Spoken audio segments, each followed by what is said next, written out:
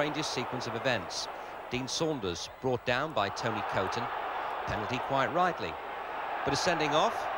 Well, it really mystified the fans because a penalty is usually seen as sufficient punishment after an incident like that. Well, Niall Quinn went in goal and his first task was to face Dean Saunders' penalty. Nothing to it, this goalkeeping lark, piece of cake.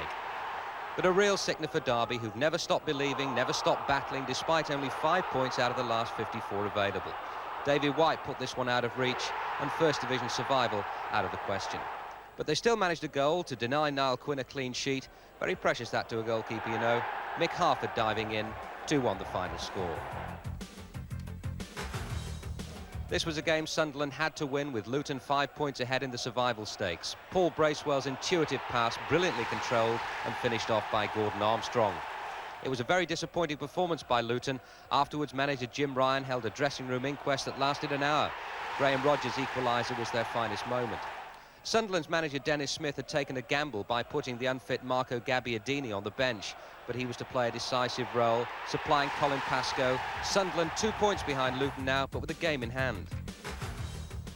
Sides killing time before the FA Cup final have been known to take it easy, but Forest don't do that sort of thing. Roy Keane beginning the rout of Chelsea after 9 minutes. If there were an award for find of the season, Keane would win it hands down. Forest attack from all angles. Stuart Pearce on one of those unstoppable rampaging runs. Gary Parker unmarked for number 2.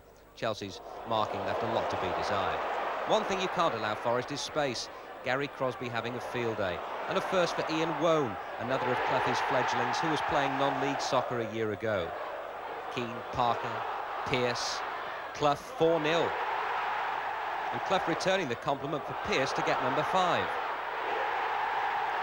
Forest captain weighed in with another. Besant seeing it late, but no doubt shell-shocked by this stage of the proceedings.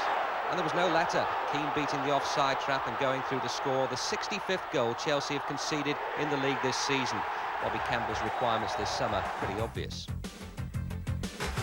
Spurs, Forest Wembley opponents in a couple of weeks' time, rested a number of their key players and almost did enough to win at Bramall Lane. Justin Edinburgh putting Spurs in front. All the goals in the second half. Vinnie Samways almost scored. Paul Walsh made sure. But 10 minutes after that, Paul Beasley pulled one back.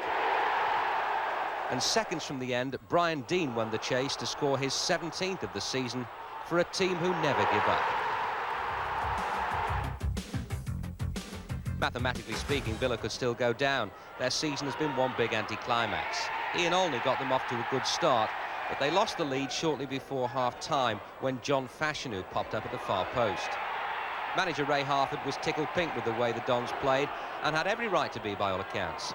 The winner, 9 minutes from time, by substitute Aidan Newhouse, who they bought from Chester last year.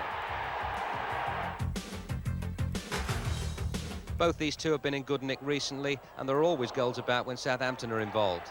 Glenn Cockrell paving the way for Rod Wallace. Goal of the day, competition, goal D. But one is never enough for the Saints, and they quite often need more than 2, but not on this occasion. Letizier's turn and shot parried by Igrizovic. Wallace lurking for his 16th of the season.